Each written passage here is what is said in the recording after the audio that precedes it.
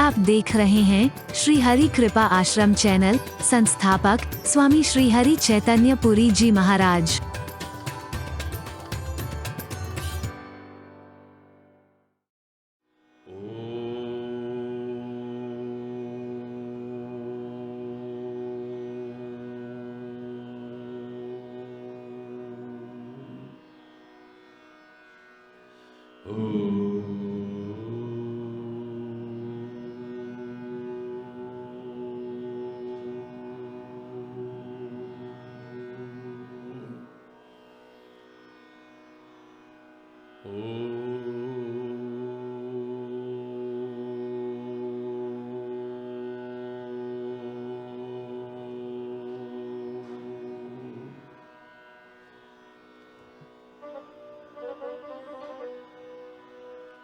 सर्वे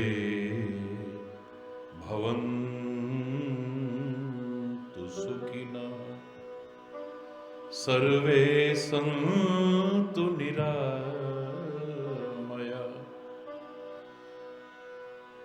सर्वे भद्राणि पश्यन्तु मा कश्चित् दुःखभाग् भवेत्। ॐ शान्ति शान्ति शान्ति।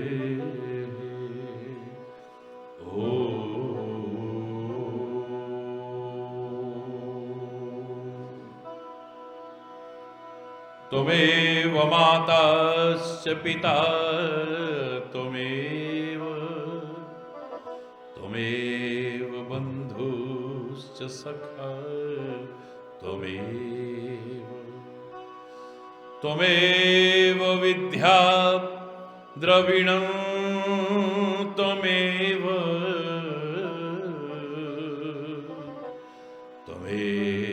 सर्वं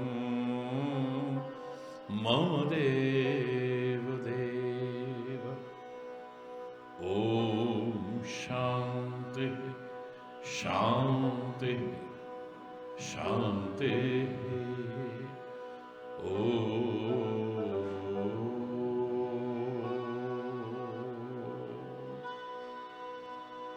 चैतन्य शाश्वतं शान्तं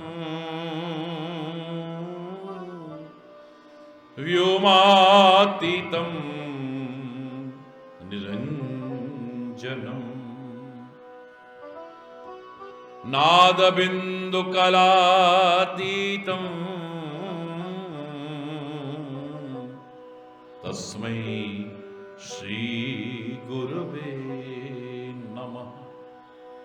ॐ शान्ति शान्ति शान्ति।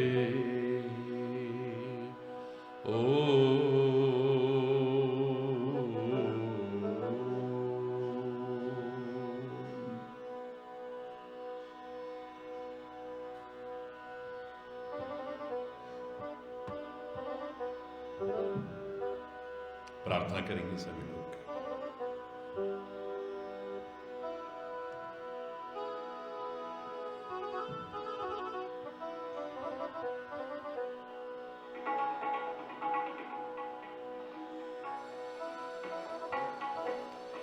गर्ज ना और सहारों की, मुझे गर्ज ना और सहारों की, एक तेरा सहारा काफी है, एक तेरा सहारा काफी है।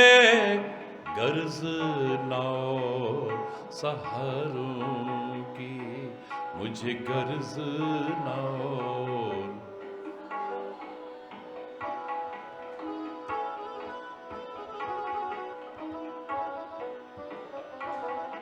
मझधार में डूबने वालों को, मझधार में डूबने वालों को, एक तेरा किनारा काफी है, एक तेरा किनारा काफी है, गर्ज न और सहारों की, मुझे गर्ज न और सहारों की।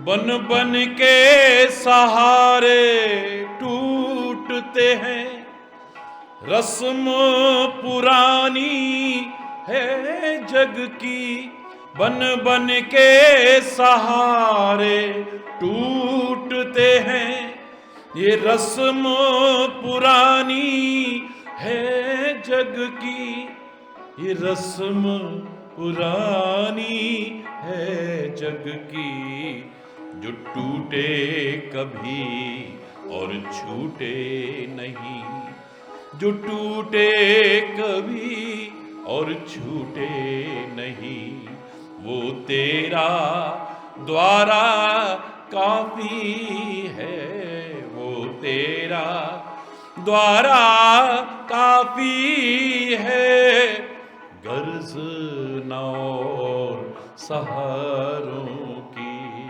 मुझे गर्ज न और सहारों की।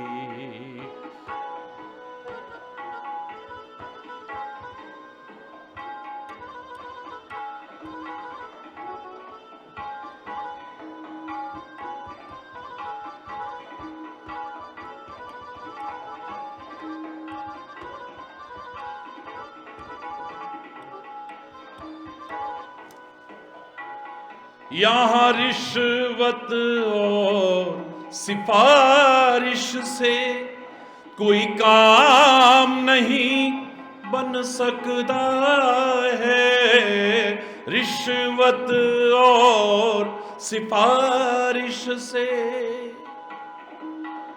दुनियादारी में आजकल इसका बोलबाला हो सकता है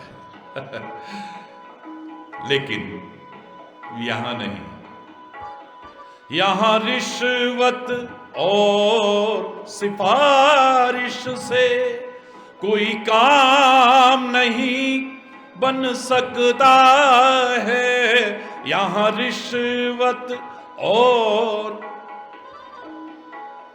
कोई काम नहीं बन सकता है, कोई काम नहीं बन सकता है, ये तकदीर संवारने को, बिगड़ी तकदीर संवारने को, एक तेरा इशारा काफी है, एक तेरा इशारा काफी है, गर्ज न और सहारों की, मुझे गर्ज न और सहारों की।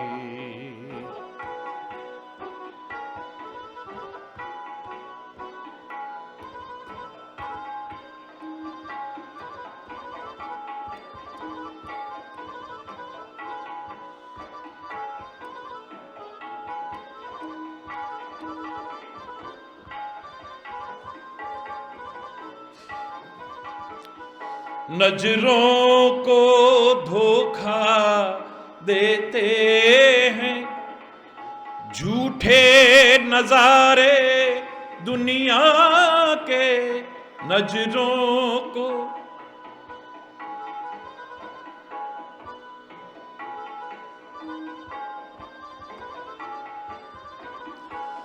नजरों को धोखा देते हैं ये झूठे नजारे दुनिया के, नजरों को धोखा देते हैं झूठे नजारे दुनिया के, ये झूठे नजारे दुनिया के, ये प्यासी आंखों के लिए, मेरी प्यासी आंखों के लिए, एक तेरा नजारा काफी है, एक तेरा नजारा काफी है, गर्ज नाओ सहरों की,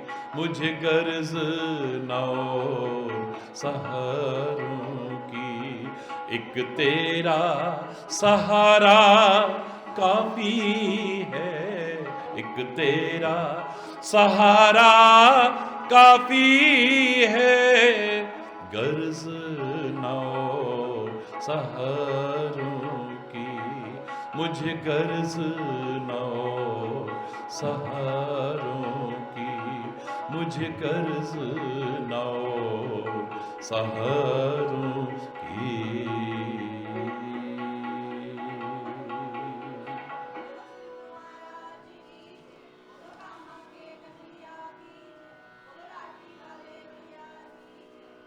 हरि बोल, हरि बोल।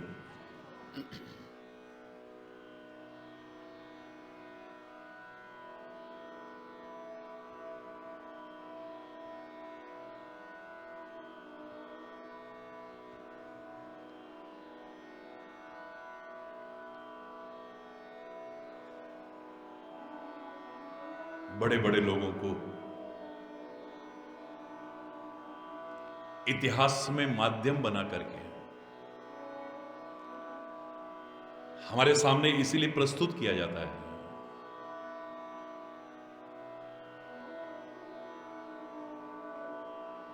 एक उदाहरण के रूप में,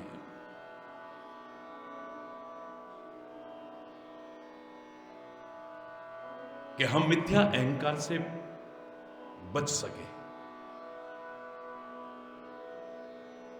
जब ऐसे ऐसे लोगों के साथ ऐसा हो सकता है, तो फिर हमारे साथ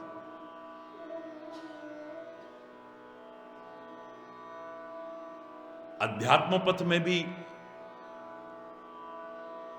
निरंतर जागरूक रहने की आवश्यकता है।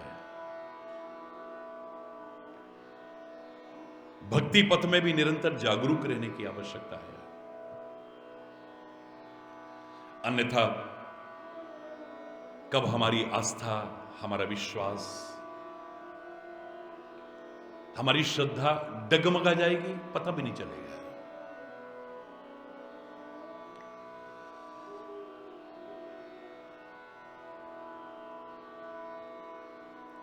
कब हमारी आस्तिकता नास्तिकता में भी बदल जाए, तो अतिशयोक्ति नहीं होगी।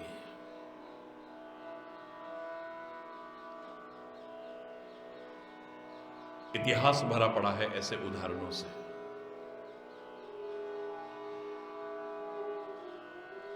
यदि दृढ़ता से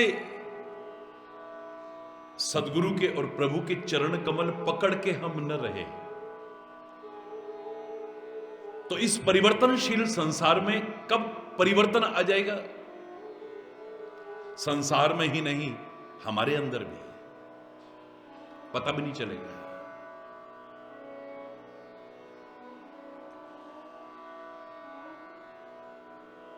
भगवान के इतने प्रिय द्वारपाल जय और विजय जब राक्षस बन सकते हैं, 3 जन्म तक बन सकते हैं, किसके साथ क्या ना हो जाए। नारद जी का जो मजाक उड़ा रहे थे, वो शंकर जी के गण राक्षस की स्थिति तक पहुंच जाते हैं। औरों की छोड़िए, भक्ति के आदर्श नारद जी जो हर क्षण नारायण नारायण रटते थे, ऐसा भी समय आया जब उसी नारायण को क्रोध में आकर के शाप दे रहे हैं, दुर्वचन कह रहे हैं, नारायण को अपशब्द कह रहे हैं।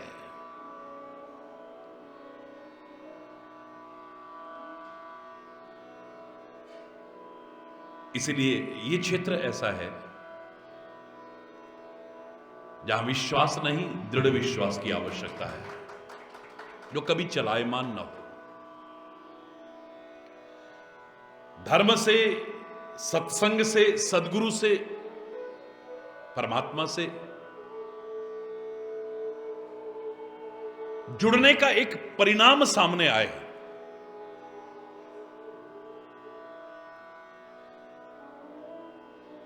सत शब्द हमारे जीवन में पूरी तरह से ओतप्रोत हो जाए, हम पुरुष न रह जाएं, मात्र सतपुरुष बन जाएं। सत्य स्वरूप परमात्मा के साथ जुड़े, धर्म के साथ जुड़े, सतगुरु के साथ जुड़े, सत्संग के साथ जुड़े, फिर सत शब्द हमारे जीवन में न जुड़े तो अधूरा है सब। ये परिवर्तन आना चाहिए। हम मात्र पुरुष न रहे, सतपुरुष बन जाए। फिर हम मात्र कर्म न करें, सतकर्म करें। फिर मात्र संगति न करे, सतसंगति हो जाए। भावना न रहे मात्र हमारे अंदर, सद्भावना हो जाए। हम खाली विचार न करें, सद्विचार आए हमारे अंदर। सत से ओतप्रोत हो जाए हमारा जीवन। और सत्य की परिभाषा यही है जो त्रिकालाबाद है, जो तीनों समय रहता है। भूतकाल में था, वर्तमान में है, भविष्य में भी रहेगा। संसार को इसलिए सत्य नहीं कहते हैं, स्वप्न तुल्य कहते हैं, असत्य कहते हैं, मिथ्या कहते हैं, क्योंकि इस परिभाषा में खरा नहीं उतरता है। ये संसार पहले जैसा था आज नहीं है, जैसा आज है आगे भी नहीं रहेगा। परिवर्तन आएगा, कभी कुछ कभी कुछ कभी कुछ परिवर्तन आएगा। यदि हम भी अपने जीवन को अच्छी तरह से झांक के देखें, प्रातःकाल जब से उठते हैं, रात्रि विश्राम को जाते हैं, देखो आप कितनी बार परिवर्तन आता है हमारी सोच में, हमारे विचारों में, हमारी भावनाओं में। कई बार तो एक ही दिन में लगता है, कभी हम सतयुग में जीते हुए नजर आते हैं, कभी त्रेता में जीते हुए नजर आते हैं, कभी द्वापर में जीते हुए, और कभी कलयुगी जीव बन करके जीते हैं। एक ही व्यक्ति, सब बदलता है यहां। जो न बदले उसी को सत्य कहते हैं। भगवान शिव भी कहते हैं, पार्वती उमा कहूं मैं अनुभव अपना, सत हरि भजन जगत सब स्वप्न।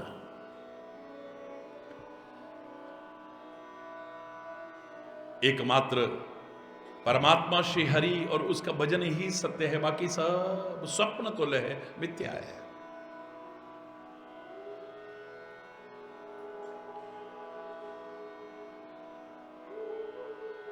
जब तक सोए हैं तभी तक प्रभावित हो रहे हैं, जागेंगे तो कुछ भी नजर नहीं आएगा। जो मैंने पहले भी आपसे कहा कि असत्य भी सत्य जैसा लगता है, सत्य बन नहीं जाता है। और ज्यादातर इसलिए हम भ्रमित हो रहे हैं, असत्य को सत्य समझ बैठते हैं। असत्य भी सत्य किसी वजह से लगता है, उस वजह पर ध्यान दो। एक सीप भी चांदी जैसी लगती है, पर सूर्य की किरणों के कारण। सूर्य की किरणें न रहे, प्रकाश न रहे, तो सीप चांदी जैसी नहीं लगेगी। एक रस्सी भी सांप जैसी लगती है, और लगती नहीं, डराती है। लेकिन अंधकार के कारण, जब तक अंधेरा है तभी तक, प्रकाश हो जाएगा तो देखिएगा रस्सी है, ना सांप नजर आएगा, ना वो डराएगी हमें। परमात्मा की साक्षात विभूति हिमालय प्रातः और सायंकाल सोने जैसा लगता है पर्वत। सूर्योदय के समय, सूर्यास्त के समय एकदम लालिमा भरा हुआ, ऐसे लगता है कि जैसे स्वर्ण में है। दिन में देखेंगे तो चांदी जैसा लगता है। वो हिमालय ना सोने का है ना चांदी का है, सब सूर्य के प्रभाव के कारण है। सूर्य का प्रकाश नहीं रहेगा तो कुछ भी नजर नहीं है। किसी की वजह से ऐसा लग रहा है। रेगिस्तान में दूर से देखे तो सूर्य की किरणें जब पड़ती हैं तो पानी जैसा नजर आता है, पानी होता नहीं है। उसे मृग तृष्णा का जल कहते हैं, मृग मरीचिका कहते हैं, मिथ्या जल। प्यासा हिरण व्याकुल होकर के भागता है, पानी समझ करके दौड़ता रहता है और प्राण त्याग देता है। समझदार आदमी देखे चाहे मूर्ख व्यक्ति देखे, दोनों को नजर पानी आएगा। वह फर्क इतना है कि मूर्ख व्यक्ति भागता है, समझदार व्यक्ति उसके पीछे भागता नहीं है। पानी नहीं है, इस सूर्य की किरणों के कारण नजर आ रहा है। इसके पीछे भाग के तो और व्याकुल हो जाएंगे, और तड़पने लगेंगे, और प्यास बढ़ जाएगी। हरि बोल। बच्चे एक दूसरे को घुमा रहे हैं, बिठा देते हैं, घुमाते घुमाते आकाश घूमता हुआ नजर आ रहा है, पृथ्वी घूमती नजर आ रही है, भवन घूमते हुए नजर आ रहे हैं, मकान, ये वृक्ष घूमते नजर आ रहे, सब कुछ घूमता हुआ नजर आ रहा है। ये सब नहीं घूम रहा, हम घूम रहे हैं। हमारे घूमने के कारण कारण जहां से हमारा प्रवचन प्रारंभ हुआ था, यनमाया वशवरति विश्वमखिलम ब्रह्मादि देवासुरा यत्सत्वादमृषैव भाति सकलम रज्जौ यथा अहिर्ब्रह्म यत्पादप्लवमेकमेव हि भवाम्भोधे स्थिरशावतां वंदे हम तमशेष कारण परम रामाख्यमीशम हरिम। उन परमात्मा श्री हरि को हम प्रणाम करते हैं, जिनकी सत्ता के कारण असत्य भी सत्य जैसा लग रहा है। अरे बाहर का छोड़ो, अपने आप को देखो ना। आंखें चमकती हुई लग रही हैं, वाणी इतना अच्छा बोलती नजर आ रही है, कान सुनते हुए नजर आ रहे हैं, हाथ पैर अपना काम करते नजर आ रहे हैं, मस्तिष्क अपना काम। लेकिन कब तक, जब उसकी सत्ता हमारे साथ है। जैसे ही दूर हुई, अब ना आंखें चमक रही हैं। हरि बोल। दुनिया पागल हो जाती थी हमें देख करके, नजरें नहीं हटती थी हमारे से। अब 2-4 दिन देखना पड़े तो डर लगने लगेगा, कहीं भूत ना बन जाए। अरे जो सुहावना लग रहा था अब भयावना लगने लग जाता है। रामायण में तो यहां तक कहने में समझ, एक व्यक्ति नहीं, लागत अवध सुहावनी, अयोध्या बड़ी सुहावनी लग रही है। जब राम आते हैं उस समय का है, और जब वनवास में राम जाते हैं तो लागत अवध भयावनी भारी। अब वही अयोध्या है, अयोध्या दूसरी नहीं है, लेकिन अब बड़ी भयावनी लग रही है। घर मसान परिजन जन भूता, ये रामायण के शब्द है। हर घर को देखो तो शमशान जैसा नजर आ रहा है, परिवार के लोगों को देखो तो भूत प्रेत जैसे नजर आ रहा है। अब कुछ अच्छा नहीं लग रहा है। वो जब तक है तभी तक सुहावना लगता है, वरना जिसको कभी दूर करने को मन नहीं कर रहा, अब ले चलो ले चलो ले चलो ले चलो, कितना भी प्रियजन क्यों ना हो, एक क्षण कोई अपने पास रखने को तैयार नहीं होगा। जिसके जरा से कष्ट से हम घबरा जाते थे, अब अपने हाथों से उसे आग लगा देते हैं, उसे दबा देते हैं या बहा देते हैं, दूर कर देते हैं। हरि बोल। ये सब किसी की वजह से लग रहा है, किसी की वजह से, जिसकी वजह से लग रहा है उस पर हमारा ध्यान नहीं है।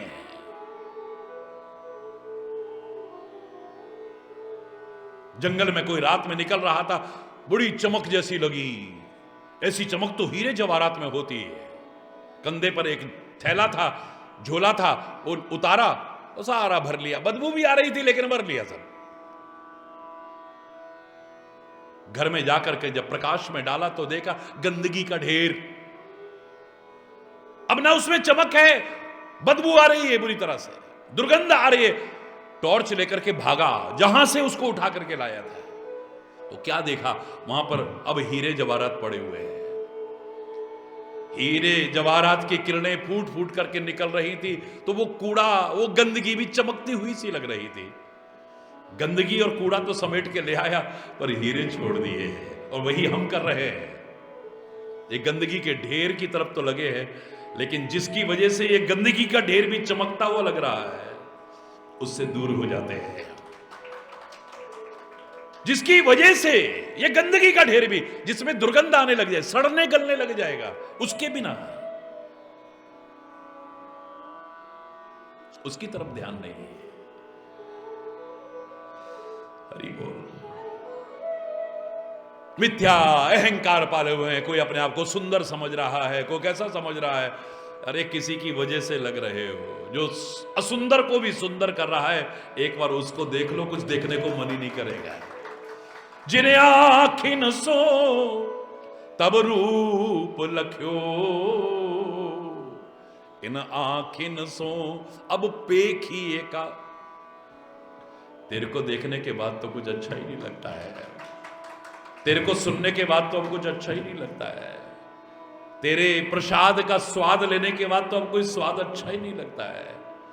तेरी तरफ जब चल के आते हैं तो अब ये पैरों को कहीं और जाना ही अच्छा नहीं लगता है। तेरी सेवा करके जो आनंद आता है, इन हाथों को अब कुछ अच्छा ही नहीं लगता है। तेरे बारे में सोच के जो आनंद आता है, अब कुछ सोचने को मन ही नहीं करता है। हरि बोल, हरि बोल।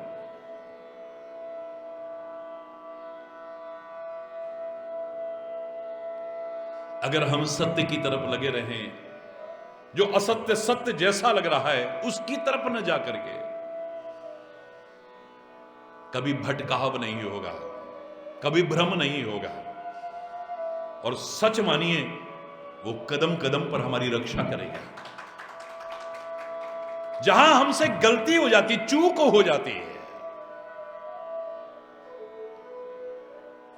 वहीं हम उससे दूर हो जाते हैं, परमात्मा से दूर हो जाते हैं, सदगुरु से दूर हो जाते हैं, सत्य से दूर हो जाते हैं, धर्म से दूर हो जाते हैं। वहीं से दुख, मुसीबत, परेशानियों की श्रृंखला शुरू हो जाती है। याद रखना, पवन पुत्र हनुमान जी ने क्या कहा था, सुंदरकांड में पढ़ते हैं आप। माता सीता की कुशल बता रहे हैं, तो कहा कि निमिष निमिष करुणा निधि, जाहि कल्प समबीत, बेगी चलिए प्रभु आनिए, भुज बल खल दल जीत। माता सीता बहुत दुखी है, बहुत दुखी है। निमिष निमिष करुणा निधि, जाहि कल्प समबीत। निमिष कहते हैं पलक झपकने का समय। राजा निमि का निवास यहां बताया है पलकों में, क्योंकि हर अंग पर देवी देवताओं का निवास है।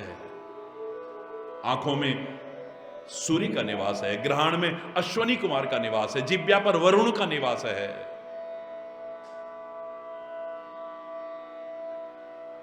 मलद्वार इत्यादि पर यम का निवास है। अंग प्रत्यंग पर देवी देवता अपना निवास बना करके बैठे हुए हैं। भगवान विष्णु का निवास चरणों में बताया है, याद रखिए।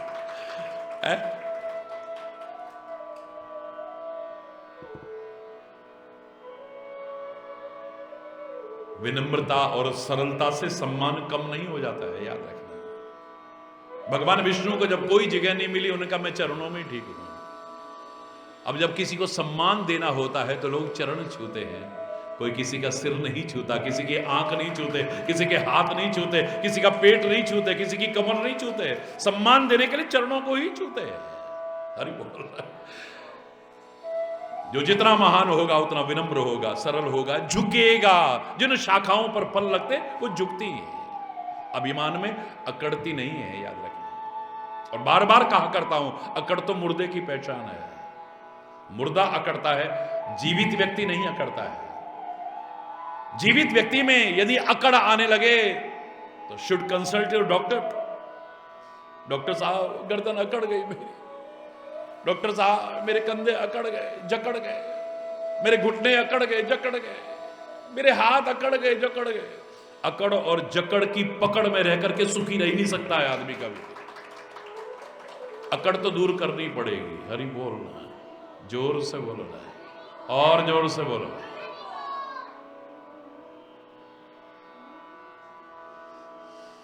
अभिमान न करे व्यक्ति,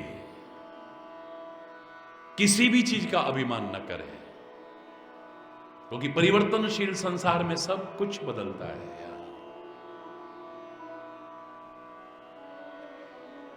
किसी ने कहा कि सुख और दुख की बात अगर कहना चाहें तो दोनों को एक सेंटेंस में कैसे कहेंगे महाराज जी? तो मैंने इतना ही कहा था, सब दिन एक जैसे नहीं होते हैं।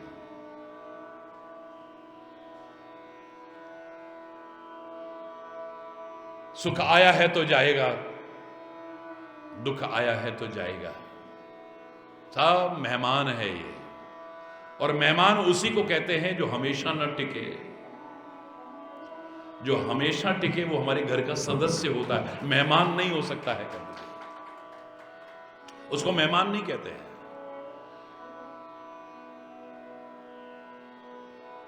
पाहुना जिसको कहते हैं हम, पौण कहते हैं जिसे, मेहमान कहते हैं जिसे।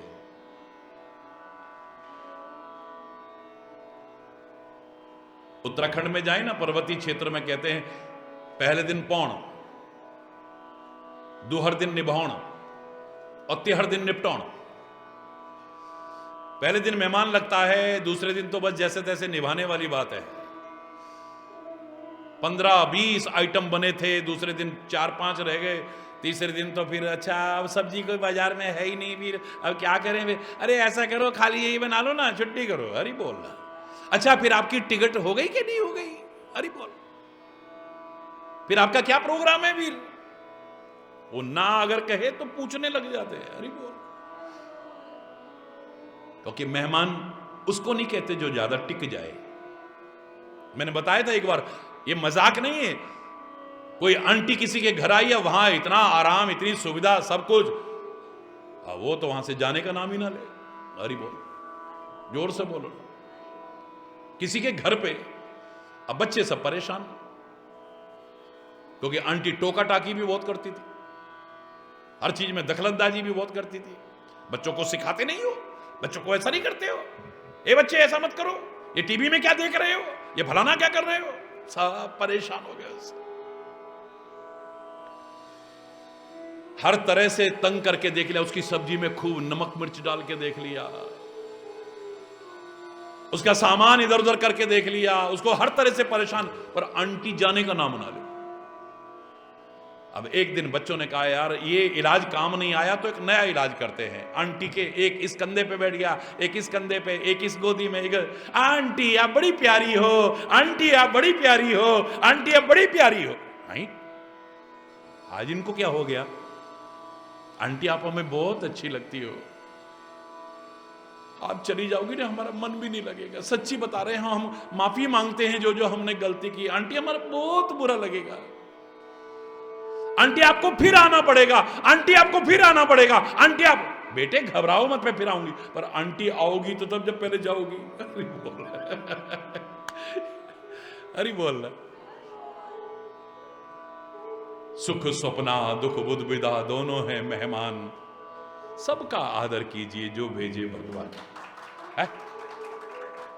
इसीलिए तो मैंने कहा था दुख भी मानव की संपत्ति है, तो क्यों दुख से घबराता है। सुख आया है तो जाएगा, दुख आया है तो जाएगा।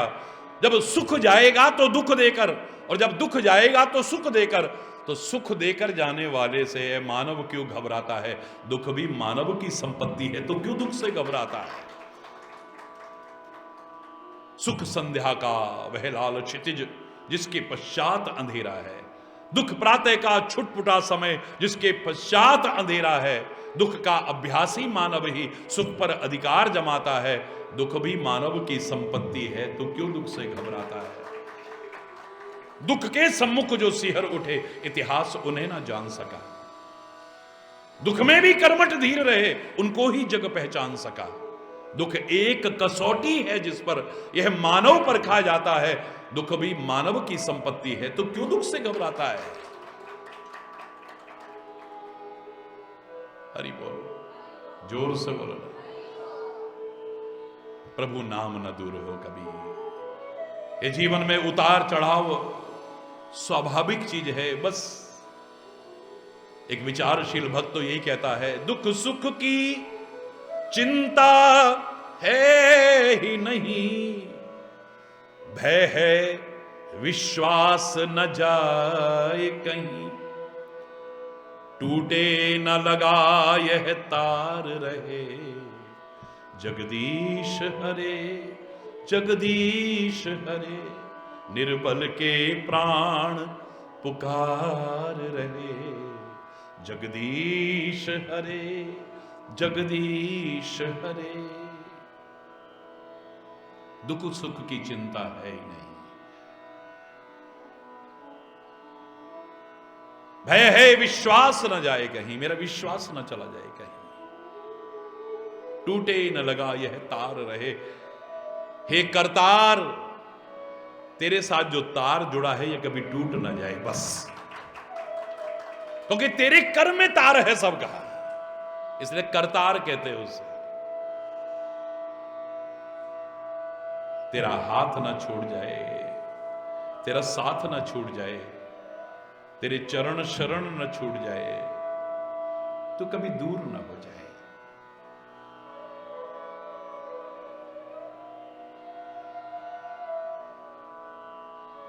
तू साथ है तो अब कल्पना करो,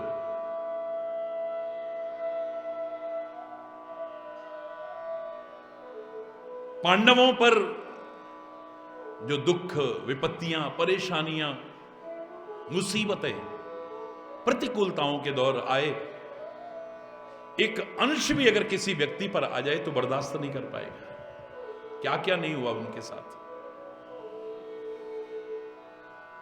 परमात्मा का साथ मिलने का तात्पर्य यह नहीं कि कभी दुख और कष्ट नहीं आएंगे। हमारे कर्म, अब भगवान तो नहीं सिखाते जुआ खेला, भगवान तो नहीं कहते औरत को दांव पर लगाया, पर पांडवों ने लगाया। भगवान तो नहीं कहते किसी का मजाक उड़ाओ, द्रौपदी ने तीखे वचन, वो अंधे की अंधी औलाद रही ना। अगर भगवान का साथ मिला है, गुरु का साथ मिला है, सत्य का साथ मिला है, धर्म का साथ मिला है, तो जीवन में परिवर्तन भी तो अनावश्यक है, वांछित परिवर्तन। वरना जो सुख हम चाहते उससे वंचित रह जाएंगे। सरल शब्दों में मैंने क्या कहा था कि भजन वो जो है, आप गा गा के बोलते हो, नाच के बोलते हो, साज बाज बजा करके बोलते हो, वो भी भजन है, लेकिन भजन की पूर्णता नहीं है वो। मन की तरंग रोक लो, बस हो गया भजन, आदत बुरी सुधार लो, बस हो गया भजन, मन की तरंग रोक लो, बस हो। ये मन की जो तरंग उठती है ना, ये जो दौरे जैसे पड़ते हैं, हरि बोल,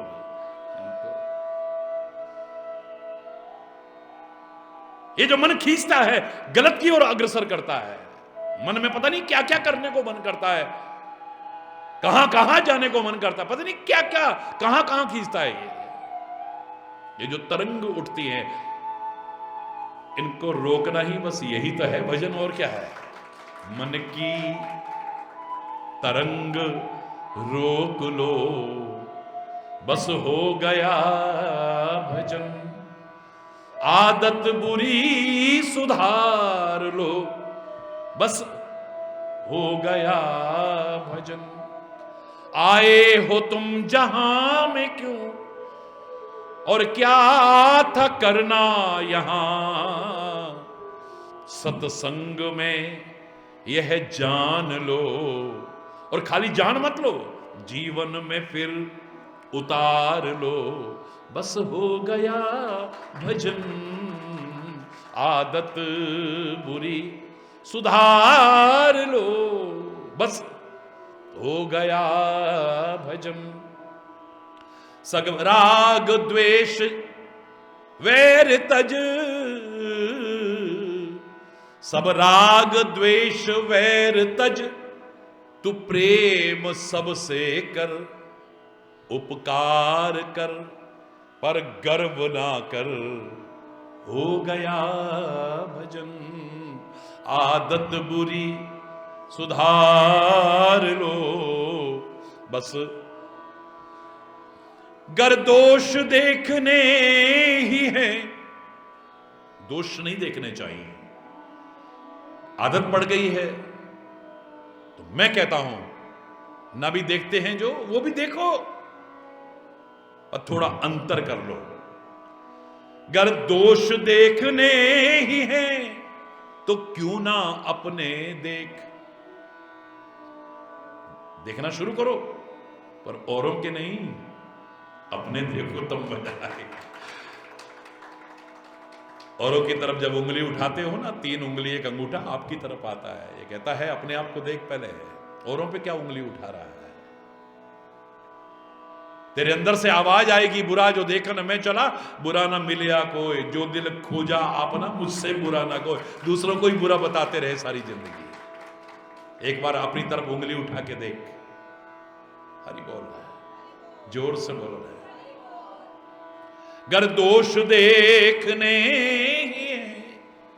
तो क्यों ना अपने देख, निंदा पराई कर पाप ना ले, बस हो गया भजन, आदत बुरी सुधार लो, बस हो गया। और बुरी आदत क्या है, अच्छी आदत क्या है, ये वेद पुराणों में ढूंढने की आवश्यकता नहीं है, गुरु महाराज से भी पूछने की आवश्यकता नहीं, किसी से पूछने की आवश्यकता नहीं, तेरी अंतरात्मा बता देगी तेरे को क्या अच्छा है क्या बुरा है। याद करो मैंने कहा था, आधी पंक्ति ने इस सारे रहस्य को सुलझा के रख दिया है। आत्मनः प्रतिकूलानि, जो तेरी आत्मा को प्रतिकूल लगता है वो व्यवहार कभी दूसरों से करने की कोशिश मत करो। बस तुमसे कोई गुस्से में बात करे कैसा लगेगा,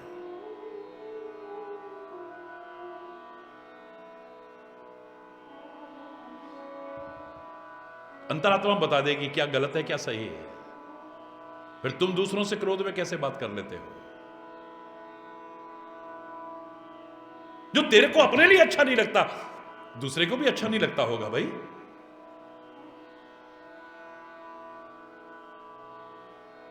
तेरे को कोई गाली दे तो कैसा लगेगा, तेरे साथ कोई दुर्व्यवहार करे तेरे को कैसा लगेगा, बात बात में तेरे को कोई टोंट करे तो कैसा लगेगा, तेरी कोई निंदा करे चुगली करे तेरे को कैसा लगेगा। तेरे घर में कोई आए और हंसते खेलते वातावरण को खराब कर दे, अशांति कर दे, लड़ाई झगड़ा कर दे, माहौल खराब कर दे, तेरे को कैसा लगेगा।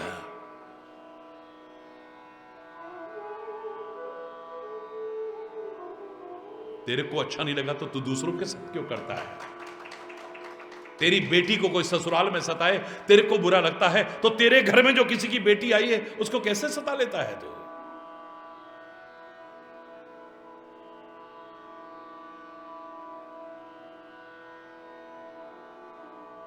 भगवान करे तेरी लंबी उम्र हो, जब तू बुढ़ा हो जाएगा, वृद्ध हो जाएगा, उस समय तेरी औलाद तेरा अपमान करे, तिरस्कार करे, उपेक्षा करे, सेवा ना करे, तेरे को बुरा लगता है। तो तू अपने बुजुर्गों का, अपने मां बाप का कैसे अपमान कर लेता है, कैसे तिरस्कार कर लेता है, क्यों नहीं सेवा करता है उनकी।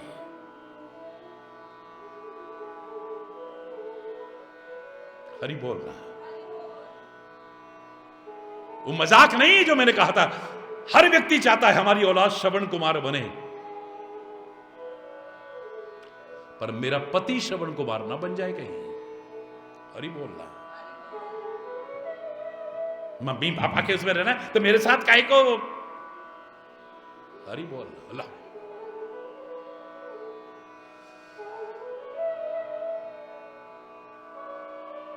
मेरा बेटा श्रवण कुमार बने पर मेरा दामाद न बन जाए कहीं। देखा, मम्मी पापा की सुनता है, मतलब मेरा बेटा सुने तो मुझे अच्छा लगता है। अरे तुम्हें तो गर्व अनुभव होना चाहिए कि मेरे को ऐसा दामाद मिला है जो अपने बुजुर्गों का सम्मान करता है, अपने मां बाप का सम्मान करता है।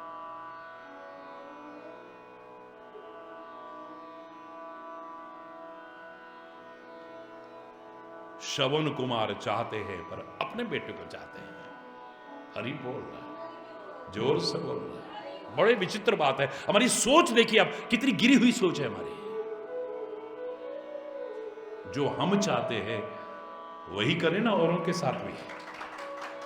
हमसे कोई प्यार करे कितना अच्छा लगता है, हम सबसे प्यार क्यों नहीं करते? हमारे घर में आए कोई कलेश खत्म करा दे, शांति कर दे, हमें कितना अच्छा लगता है। शांति का वातावरण हो गया आज।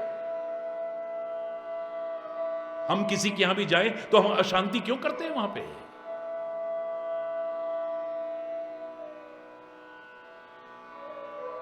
हमारे मन में तरह तरह के संशय थे, भ्रम थे, उनको कोई दूर कर दे और हमें परम शांति मिलती, कितना अच्छा लगता है। हम दूसरे की बुद्धि क्यों खराब करते हैं, उसका माइंड पॉल्यूट क्यों करने की कोशिश करते हैं? हरि बोलना।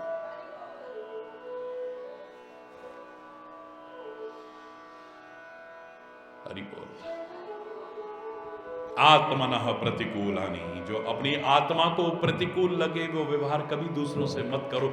इस ये सारी उसका निचोड़ है, ये सारा का सारा।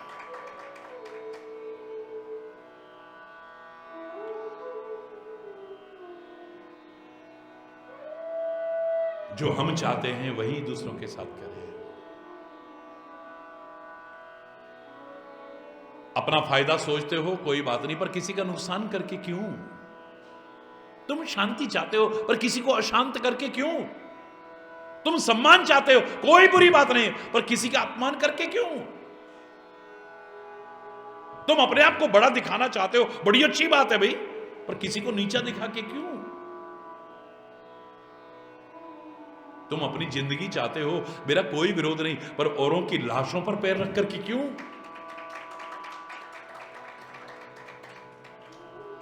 ये सोच ही है। इसी शरीर में हमें इंसान भी बना सकती है, हमें हैवान भी बना सकती है, हमें शैतान भी बना सकती है।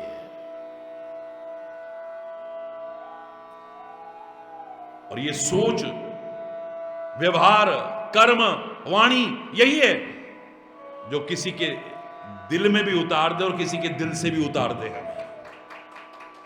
आदमी दिल में भी उतर जाता है और दिल से भी उतर जाता है, याद रखना, दोनों चीजें हैं। अब तुम किसी के दिल में रहना चाहते हो या दिल से उतरना चाहते हो, सोचो। हरि बोल रहा है। और याद करो, जब तपस्या की बात आई थी, मैंने यही तो कहा था, तपस्या का तात्पर्य यह नहीं कि खाली एक टांग पर खड़े रहो।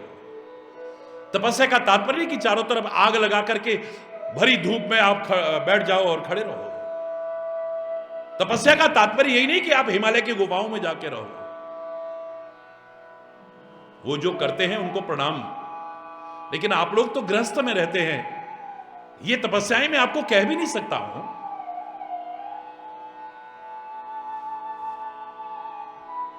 आप स्वयं तो तपस्वी, क्या आपका अंग अंग तपस्वी बन सकता है, चैलेंज करके कह रहा हूं। इन आंखों से जैसे देखना चाहिए, जिनको देखना चाहिए, जिनको नहीं देखना चाहिए, जब देखना चाहिए, जब नहीं देखना चाहिए, जिस तरीके से देखना चाहिए, आ जाए तुम्हारी आंख तपस्वी बन जाएगी। याद रखना, इतनी ताकत आ जाएगी इन आंखों में। वो कहते ना, गुरु महाराज की तो दृष्टि भी पड़ जाए तो जिंदगी समझ जाए। दृष्टि में आ जाएगा, प्रभाव इसमें आ जाएगा, तपस्या आएगी इसकी। इन कानों से क्या सुनना चाहिए, कैसा फिल्टर लगा करके सुनना चाहिए, कैसी संगति में बैठ करके सुनना चाहिए। अगर आ गया, तुम्हारे कान तपस्वी बन जाएंगे। इन नाक से क्या सूंघना चाहिए, क्या नहीं सूंघना चाहिए, गंदे खान पान वालों के पास बैठोगे तो नाक क्या सूंघेगी? न चाहते हुए भी सूंघना पड़ेगा।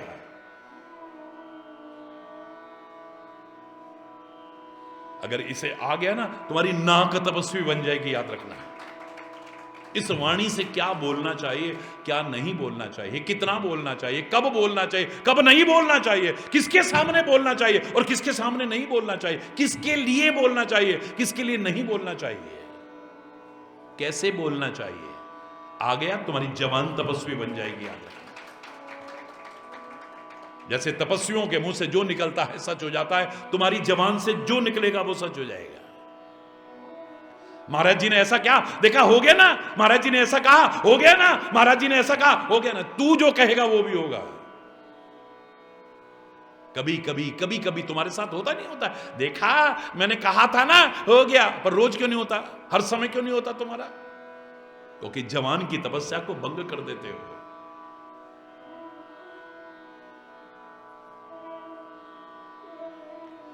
इसके जैसी तपस्वी कौन मिलेगी यार?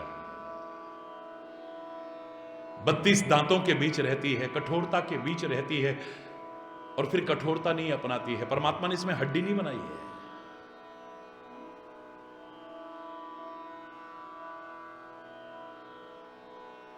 जिन दांतों के बीच रहती है, इन्होंने कितनी बार इसको काटा होगा, लहू लुहान किया होगा, लेकिन इसके मन में कभी दुर्भावना नहीं आती, काटने वाले के प्रति नहीं आती है। कभी इसने नहीं कहा कि पत्थर उठा के, दांत तूने मेरे को काटा, तेरे को तोड़ दूं। जबकि पत्थर लेके तोड़ने की जरूरत नहीं पड़ेगी, ये तो कुछ भी बोल देगी ना, तो दांत क्या खोपड़ी वैसे फोड़ देंगे लोग। हरी बोलना, गलत कह रहा हूं? ये जीभ में इतनी ताकत है, कुछ ऐसा बोल जाएगी, ये तो कह के अंदर चली जाएगी, जूते खाओगे फिर। हरी बोलना। रही मन जिव्या बाबरी, कह गई स्वर्ग पाताल, ये आप तो कह भीतर गई और जूता खाए कपाल। लेकिन इसके मन में कभी दुर्भावना है, इसलिए तपस्या देखो आप। उल्टा दांतों में कभी दर्द हो, आप डॉक्टर के पास बाद में जाते हो, इलाज बाद में करते हो, दवाई बाद में लेते हो, सबसे पहले सहलाती कौन है? ये जीभ सहलाती है, कोमल स्पर्श देती है। ऐसे लग रहा कि अरे ठीक हो जाओगे, ठीक हो जाओगे, घबरा क्यों रहे हो? साथ रह के इतना भी नहीं आया तो फायदा क्या है? साथ रह करके अगर इतना भी नहीं आया है तो दांत में कोई कण फंस जाए, इस जीभ को चैन नहीं पड़ता जब तक निकल ना जाए। ऐसे करती रहती है, होता ही नहीं।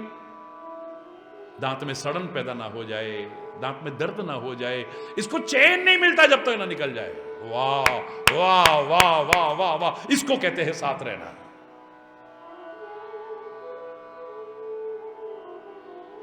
हमें तो रहना भी नहीं आता है। जो मैंने कहा था ना, 3 चीज की वजह से नरक बना देते हैं हम।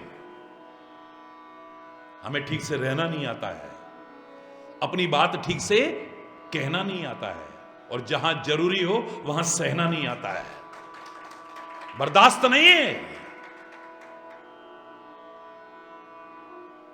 मां बाप बच्चों को एक दूसरे की बात बर्दाश्त नहीं है, पति पत्नी को एक दूसरे की बात बर्दाश्त नहीं है, भाई भाई को बर्दाश्त नहीं है, मित्र मित्र को, और तो और गुरु महाराज ने मेरे को ऐसा कह दिया। ले, उनकी क्या दुश्मनी है तुमसे? जो वो कहेंगे तुम्हारे भले के लिए कहेंगे, कभी बुरे के लिए कह ही नहीं सकते। एक वही तो हितैषी हैं हमारे, परम हितैषी, निस्वार्थ प्यार करने वाले हैं। जब उनकी बात बुरी लग जाए तो औरों को तो पता नहीं क्या करते होंगे। हरि बोल रहा है, जोर से बोल रहा है।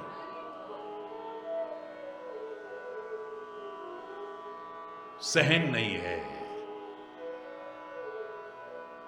जरा देर में हंसता खेलता वातावरण खराब कर देते हैं हम, नरक बना देते हैं। उस नरक को किसने देखा है मरने के बाद? है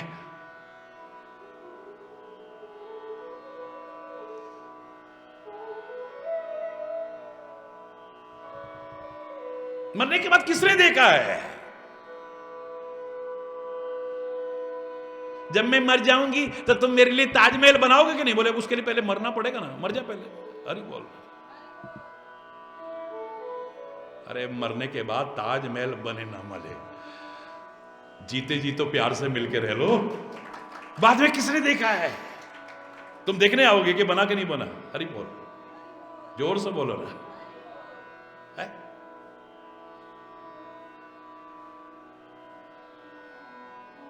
वर्तमान के क्षणों का आनंद उठाना नहीं आता है। भूतकाल और भविष्य के चिंतन के कारण हम वर्तमान को खो देते हैं। जो मैंने हमेशा कहा है, learn from past, think for future, but live in present. भूतकाल से प्रेरणा लो, भविष्य के लिए योजना चाहे बनाओ, लेकिन वर्तमान में जीना सीख लो। वर्तमान के एक एक क्षण का सदुपयोग करो, आनंद आ जाएगा, आनंद आ जाएगा। हरि बोल।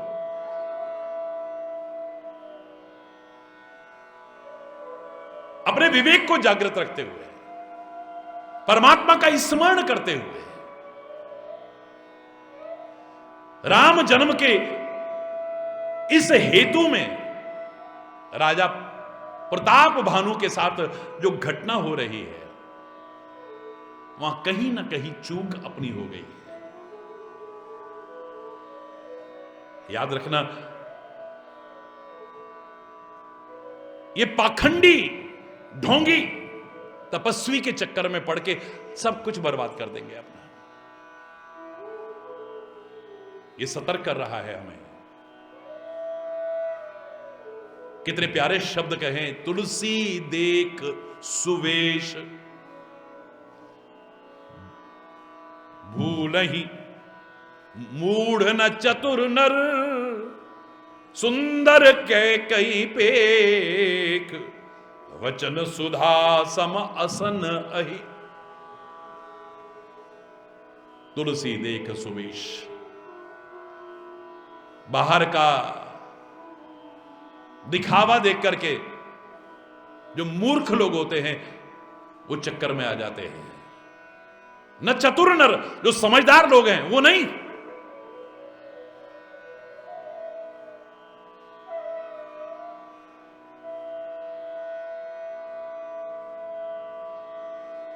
सुंदर कैकई पेख। अब मोर को देख करके लोग, हाय कितना सुंदर है, हाय कितना सुंदर है, हाय कितना सुंदर है, पर अंदर क्या है? वचन सुधासम, बड़े प्यारे प्यारे बोल रहा है, अमृत के समान वचन बोलता है, लेकिन सांप खाता है, जहर खाता है। हरि बोलना, सर्प खाता है। हरि बोल।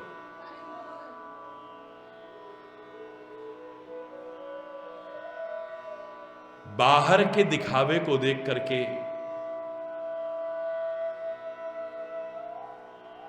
जो प्रभावित हो जाते हैं, वो कब भ्रमित हो जाएंगे, दिग्भ्रमित हो जाएंगे, पता भी नहीं चलेगा यार। बाहर का दिखावा देख करके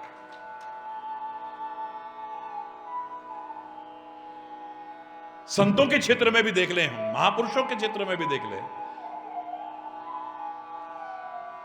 एक व्यक्ति पूछ रहा था, बोले महाराज जी आजकल तो ज्यादातर संत ऐसे ही हो गए। मैंने आजकल नहीं, नीति में तो उस जमाने में कहा है, शैले शैले न माणिक्यम मौक्तिम न गजे गजे, साधवो नहीं सर्वत्र चंदनम न बने बने। तुमने तो गिने चुने गलत लोगों को देखा तो कह रहे हो आजकल ज्यादातर ऐसे ही हो गए। हमारे महापुरुषों ने उस जमाने में कहा है, शैले शैले न माणिक्यम। पर्वत तो बहुत हैं, लेकिन हर पर्वत में मणि माणिक्य की खान नहीं होती है। शैले शैले न माणिक्यम मौक्तिम न गजे गजे। हाथी बहुत है दुनिया में, लेकिन हर हाथी के सिर पर मुक्ता नहीं होता, जिसे गज मुक्ता कहते हैं। साधवो नहीं सर्वत्र। वेशधारी तो बहुत हैं, लेकिन संत हर कोई नहीं है। चंदनम न बने मरे। जंगल इतने हैं, लेकिन चंदन के वृक्ष हर जगह नहीं मिलते हैं, याद रखना। हरि बोल। और याद रखना, गिने चुने भी बचेंगे ना, उनके बल पर यह दुनिया टिकी हुई है। ये जो आजकल लोगों में आ गया है ना, ज्यादातर ऐसी, ज्यादातर क्या, गिने चुने भी बचे तो।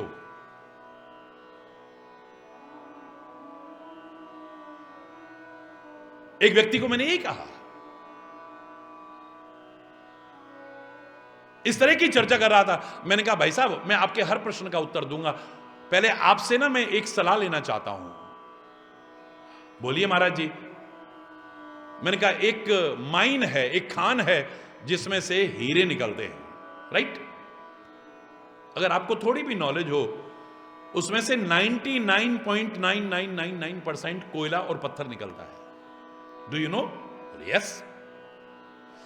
0.00001 हीरे निकलते हैं, राइट? मैं चाहता हूं कि उस खान का, उस माइन का नामकरण कर दीजिए आप। लो, इसमें क्या है, हीरे की खान। लो, 0.0001% हीरे निकलते हैं, 99.99999% उसमें से कोयले और पत्थर निकलते हैं। उसे हीरे की खान कैसे कह सकते हो तुम? अब वो चौंका। मैंने कहा ऐसे ही 99.99999% ऐसे ही हो गए होंगे 0.00001% में, तो भी ये हीरे की खान है, याद रखना। संत न होते जगत में तो जल मरता संसार। गिने चुने भी होंगे, उनके बल पर ये दुनिया टिकी हुई है। इतने सत्संग होते हैं, इतने प्रवचन होते हैं, इतने संत लोग हैं, फिर भी दुनिया की ऐसी हालत। मैंने कहा ये ना होते तो फिर पता नहीं कितनी और हालत होती। अरे बोल रहा, जोर से बोल रहा, और जोर से बोल रहा।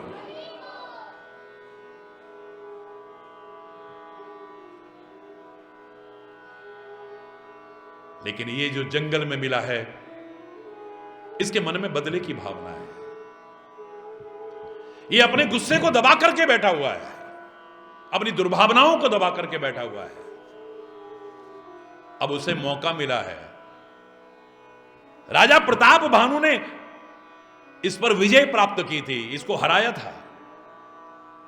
इसने उसकी शरण न लेकर के जंगल में आकर के रहने लगा, अवसर की तलाश में रहने लगा कि कब मैं इसको नुकसान पहुंचा सकूं। हरि बोल।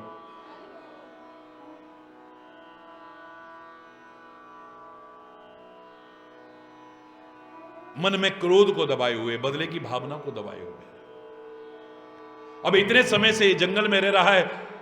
राजा प्रताप भानु जो भूख प्यास से व्याकुल जंगल में भटकता हुआ वहां आया है, वो तो नहीं पहचान पाया इसको, लेकिन इसने पहचान लिया कि राजा प्रताप भानु है। किस तरह से योजना बनाता है। मैंने कल आपको एक इशारा किया था, ना मंत्र बुरा है, ना तंत्र बुरा है, ना यंत्र बुरा है, पर षड्यंत्र बहुत बुरा है। ये जो लोग मन में दुर्भावनाएं रखते हुए षड्यंत्र रचते हैं ना एक दूसरे के विरुद्ध, सही को भी गलत सिद्ध करने की कोशिश करने में, लोगों को गिराने में, लोगों को उठाने में, पता नहीं काहे काहे में अपनी शक्ति का, साधनों का, सामर्थ्य का दुरुपयोग करते हैं। मेरे शायद इससे ज्यादा अनुचित और कुछ नहीं हो सकता है। अब सामने वाला या तो प्रभु के आश्रित हो, गुरु के आश्रित हो, तो जाको राखे साइया मार न सके कोई।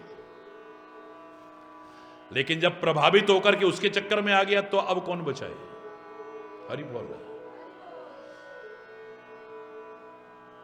कल चर्चा करेंगे विशेष, लेकिन आज मैं इशारा कर रहा हूं, जो आपको प्रभावित करने की कोशिश कर रहा है किसी भी प्रकार से, हो सिंदूर निकल गया, हो सेब निकल गया, हो भभूति निकल गई, हो यू निकल गई, अबे ये तो जादूगर भी कर लेगा। हरि बोल रहा है। जो आपको प्रभावित करने की कोशिश कर रहा है वो संत नहीं हो सकता, महापुरुष नहीं हो सकता, वो परमात्मा नहीं हो सकता है। संत, सदगुरु और परमात्मा ये प्रभावित करने की कोशिश नहीं करते हैं, हमारे जीवन को प्रकाशित करने की कोशिश करते हैं। जगत प्रकाशक राम। हरि बोल रहा।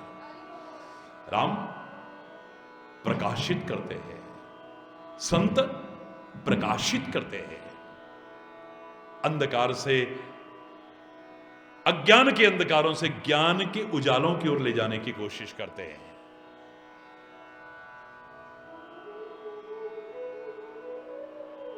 असत्य से सत्य की ओर ले जाने की कोशिश करते हैं। मृत्यु से अमृतत्व की ओर आगे ले जाने की कोशिश करते हैं। हमारे जीवन को प्रकाशित करने की कोशिश करते हैं। यही उनका महान कार्य है।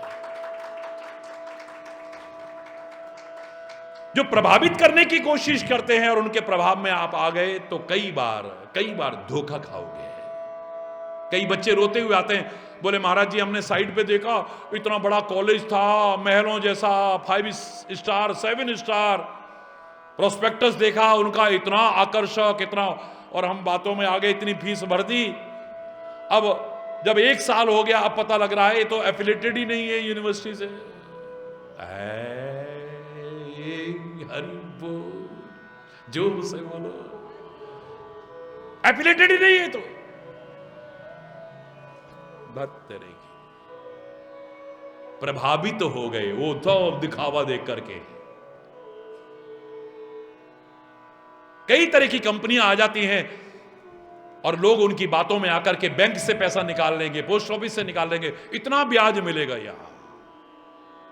हरि बोल रहा है और पता लगा सब लेकर के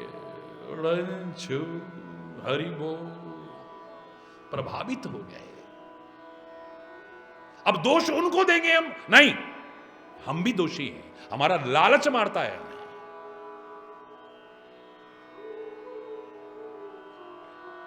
हमने सच्चाई जानने की कोशिश ही नहीं की कभी। सत्य के प्रति इतना विरोधाभास है हमारे जीवन में। तभी तो जो वैसे लोग होते, हर एक के सामने सत्य का भी रहस्य उद्घाटन करने में डरते हैं। सच्चाई बोलो आप। अभी ज्यादातर रिश्ते झूठ बोलने में नहीं टूटते हैं, सच बोलने में। आप किसी की सच्चाई बोल दो, देखो द्वारा शक्ल भी दिखा जाए तो 2-3 तरीके हैं। किसी की शक्ल ना देखना चाहो तो थोड़ा पैसा दे दो, द्वारा शक्ल नहीं दिखाएगा। हरि बोल। मैंने कहा था ना एक बार, जादू दिखाऊं, किसी को पैसा दे दो, गायब, आदमी गायब हो जाएगा। हरि बोल। किसी की सच्चाई बता दो, उसके मुंह पे कह दो उसकी सच्चाई, फिर देखो जरा तिल मिला जाएगा, तन बतन में आग लग जाएगी। हरि बोल रहा। इसलिए जो विचारशील होते हैं हर एक के सामने सत्य का रहस्य उद्घाटन भी नहीं करते हैं। एक हंस बैठा था एक शाखा पर और उसके मुंह से निकल गया, हाय सूर्य भगवान कितना तप रहे हो, कितनी तेज रोशनी है, आंखें चुंधिया रही हैं, शरीर जल रहा है। उसी पेड़ की एक शाखा पर उल्लू बैठा था। अबे ओए उल्लू, ये सूर्य क्या होता है? उल्लू हंस से कह रहा है सूर्य क्या होता है। उल्लू हंस से कह रहा उल्लू, अबे ओ उल्लू, ये सूर्य क्या होता है और ये प्रकाश क्या होता है? हां गर्मी तो लग रही है, लेकिन ये सूर्य क्या होता है और प्रकाश तो उन्हें कभी देखा ही नहीं बेचारे ने। अब उसके सामने आप सच बोलो तो उल्लू भी आपको ही उल्लू कहेगा। फिर हरि बोल रहा, जोर से बोल रहा है। उन्हें कहा भाई सूर्य होता है, सूर्य का प्रकाश होता है। नहीं होता है। तू किसी से पूछ ले भाई। बोले चलो पूछते हैं। अगर लोगों ने कह दिया ना कि सूर्य नहीं होता है, प्रकाश नहीं होता है, तो तेरे को जिंदा नहीं छोड़ूंगा मैं। हाँ हाँ ठीक है। अब वो तो हंस तो मन में पक्का विश्वास था, सूर्य होता ही है, प्रकाश होता ही है, तो कौन मना करेगा। लेकिन हुआ क्या, उल्लू उसे ले गया जंगल में जहां पर अंधकार सा था और उल्लुओं का झुरमुट था वहां पे पूरा। प्रकाश था नहीं, अंधेरा जैसा था। तो उल्लू ही उल्लू, उल्लू 250-300 उल्लू। वो सारे उल्लू कहते, ओ आओ भाई तू कहां से आ रहा है? तो अंधेरे में तो दिख ही रहा उसको। अरे यार आना क्या था, मैं तो अच्छा भला वहां बैठा था। एक है ये उल्लू कह रहा है सूर्य होता है, प्रकाश होता है। अच्छा भाई तुम इतने सारे लोग हो, बताओ सूर्य होता है क्या? नहीं। प्रकाश होता है क्या? नहीं। अब बहुमत का जमाना, अब सोचो क्या हुआ होगा। 250-300 लोगों ने कह दिया कि सूर्य नहीं होता, क्योंकि उसी तरह के मिल गए सारे के सारे। हरि बोल रहा। अब तो सारे के सारे उसे मारने के लिए भागे, बोले हमने कहा था इसको जिंदा नहीं छोड़ेंगे। वो तो हंस भागने लगा, तो जैसे ही जंगल के बाहर आया, प्रकाश आया, इनको दिखना बंद हुआ तो जान बच गई, वरना क्या होता सोचो। तभी तो कहते हैं सत्य का रहस्य उद्घाटन भी हर एक के सामने नहीं करना चाहिए, तो उसको हर कोई नहीं समझ पाएगा। अपने हट पर अड़े रहेंगे, अपने हट पे, क्योंकि देखा तो है ही नहीं दुनिया में।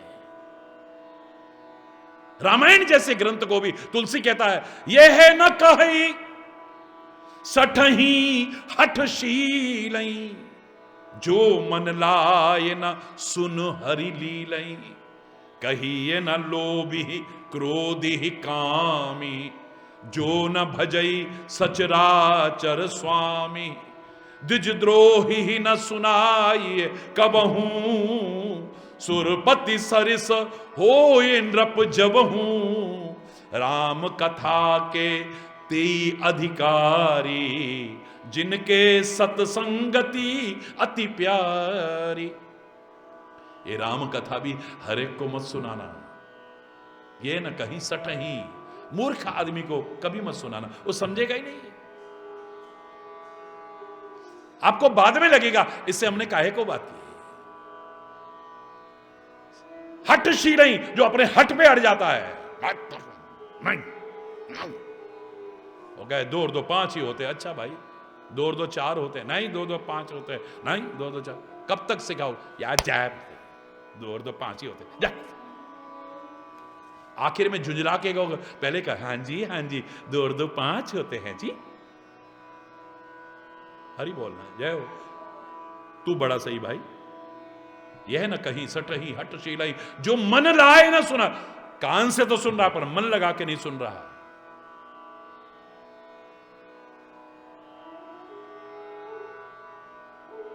हरि बोल। ये भी हर एक को सुनाने को नहीं कहा है, हर एक के सामने उद्घाटित करने को नहीं कहा है।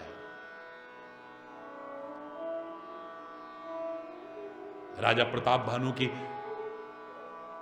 वो दशा जो हुई, इतना धर्मात्मा और राक्षस की योनि तक पहुंचा, उसमें एक कारण यह भी नजर आएगा, कैसे शेषकल समयाभाव के कारण आज यहीं पर अगर कोई गलत शब्द निकला हो, उसके लिए क्षमा चाहता हुआ अपनी वाणी को विराम दूंगा।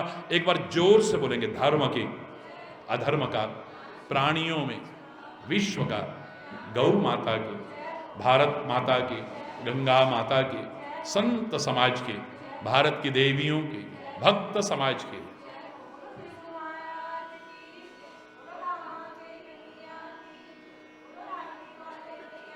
बोल वृंदावन बिहारी लाल की जय। जय श्री राधे श्याम। हरि बोल।